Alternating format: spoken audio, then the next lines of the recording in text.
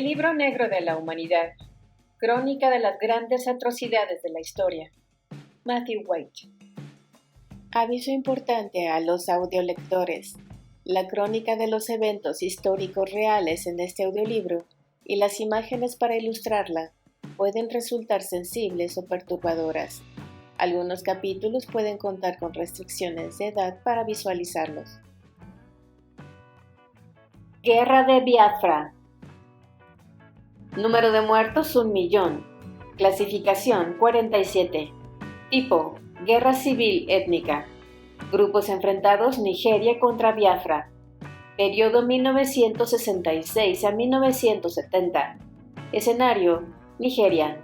¿A quién se le suelen atribuir casi todas las culpas? En general, a Ojukwu, a veces a Gowon, y en muy pocas ocasiones a ambos. Otro aspecto negativo: Guerra Civil Africana. Estallido. Igual que la mayor parte de los países africanos, Nigeria no tiene ningún sentido. Nació como un enclave de la costa del Golfo de Guinea, que los británicos invadieron para así poder vigilar el tráfico de esclavos, y que más tarde ampliaron, extendiéndose tierra adentro para impedir que el interior cayera en manos de los franceses. Nigeria está dividida entre un norte musulmán y un sur cristiano, y entre ambos, una gran variedad de tribus dispersas ocupan todo el territorio. En los primeros años después de su independencia, obtenida en 1960, Nigeria estaba constituida por una federación de provincias que gozaban de una gran autonomía, cada una de las cuales había sido asignada a los principales grupos étnicos de la región. La región del norte, en su mayor parte habitada por la etnia Hausa Fulani, musulmanes. La región del este, habitada por los Ibo, también llamados Igbo, cristianos. Y la región occidental, en la que vivían los Yoruba, también cristianos. El pueblo Ibo fue el que mejor había conseguido asimilarse a los modos occidentales bajo el dominio de los británicos. Sus miembros eran los más ricos y los mejor educados, y gozaban de una influencia desproporcionada en el seno del ejército. En enero de 1966, los oficiales Ibo del ejército nigeriano intentaron derrocar a los corruptos e incompetentes dirigentes de la Primera República. Un general Ibo, leal al gobierno, abortó el golpe de Estado, perdonó a los conjurados y para restaurar el orden se autoproclamó presidente. Al ver que el nuevo presidente inundaba el gobierno de miembros de su propia comunidad Ibo, los musulmanes de la región del norte planearon su propio golpe de Estado, un contragolpe que tuvo lugar en julio de 1966 y que puso el gobierno en manos de los militares de la región del norte. No obstante, intentando tranquilizar a la preocupada mitad cristiana del país, esta nueva junta le dio la presidencia a Yakubu Gowon, un coronel perteneciente a una tribu cristiana minoritaria que no había tomado parte en ninguno de los dos golpes. Gowon, de 32 años de edad, era el jefe del estado más joven de África. Atractivo y carismático, gustaba tanto en Nigeria como en el extranjero, y aunque supervisaría una guerra que se cobró la vida de 1.000.000 de sus conciudadanos, la historia ha sido amable con él y con su reputación. La mayor parte de la culpa ha recaído sobre el igual de joven pero menos carismático gobernador militar de la región oriental, un Ibo llamado Chukwuemeka Odumegwu Ojukwu. La familia de Ojukwu era la más rica del país, y su fortuna daría mucho de sí para mantener abastecido el ejército de Biafra durante la guerra que estaba a punto de estallar. Después del contragolpe de julio, los pogromos estallaron por todo el norte musulmán, dirigidos contra los residentes cristianos y más especialmente contra la etnia Ibo. Las turbas del norte, furiosas contra los golpistas de enero, mataron a unos 30.000 Ibos y expulsaron a millones de ellos, obligándoles a retirarse a la región oriental.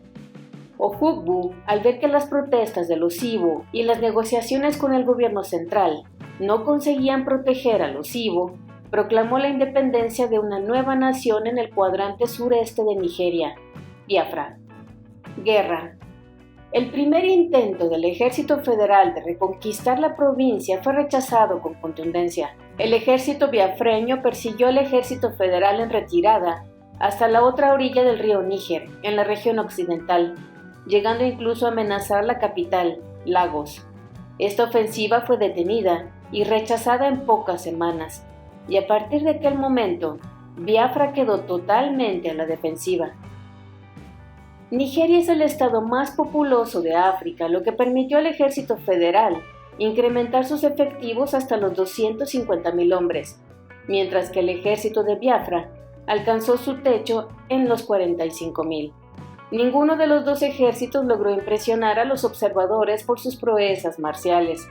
Siempre que se enfrentaban, el objetivo táctico más importante parecía consistir en hacer el mayor ruido posible.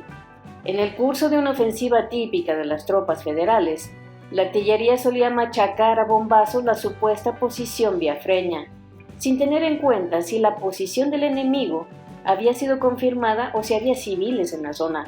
Las tropas biafreñas, por su parte, solían retirarse en cuanto caía el primer proyectil, porque no tenían artillería con la que responder.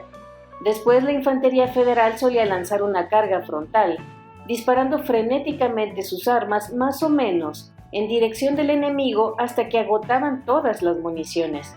Cuando dejaban de pegar tiros, los biafreños podían entonces contraatacar, mientras las tropas gubernamentales se retiraban a esperar más municiones. Hambruna. El ejército federal fue reduciendo de forma paulatina los límites de Biafra en combates que se desarrollaron a lo largo de la frontera con Camerún, en el este, y sus avances aislaron a Biafra de cualquier contacto con el resto del mundo. Al final, una ofensiva anfibia conquistó Port Harcourt, cortando así el último lazo que unía a Biafra con el exterior. A partir de entonces, las provisiones solo podían llegar por avión y nunca eran suficientes. El hambre se cobró la vida de cientos de miles de biafreños atrapados, y las fotografías de niños demacrados con la tripa hinchada y mirando fijamente al mundo ocuparon las portadas de las revistas de actualidad del mundo entero. Nigeria había rodeado a Biafra y redujo el país a la 10ª parte de su tamaño original, y solo los envíos humanitarios estaban autorizados a cruzar el bloqueo. Entonces, en junio de 1969, Gowon estrechó el lazo y prohibió los vuelos de la Cruz Roja a Biafra.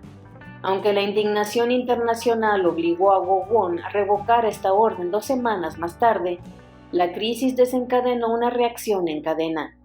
La Cruz Roja, para que se le permitiera entrar en la zona de guerra, tenía que mantener un equilibrio muy precario entre todos los bandos en conflicto, y la organización humanitaria se vio obligada a hacer política.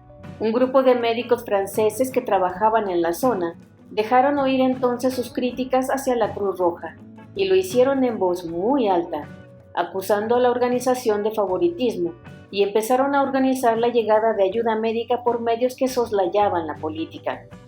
A lo largo de los años siguientes, este movimiento se convertiría en Médicos Sin Fronteras, una organización descrita en su carta fundacional como un canal apolítico por el que hacer llegar ayuda a los países con problemas. No deja de ser irónico que esta hubiera sido precisamente una de las principales razones para fundar la Cruz Roja. Rendición. Tras varios años de erosión continuada del enclave, Ohugu reforzó la seguridad interna e intensificó la propaganda que les hacía creer a los biafreños que la rendición desembocaría en el genocidio.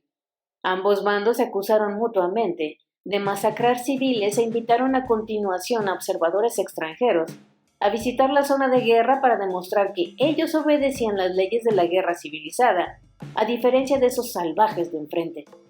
Biafra luchó hasta que apenas quedó nada por defender.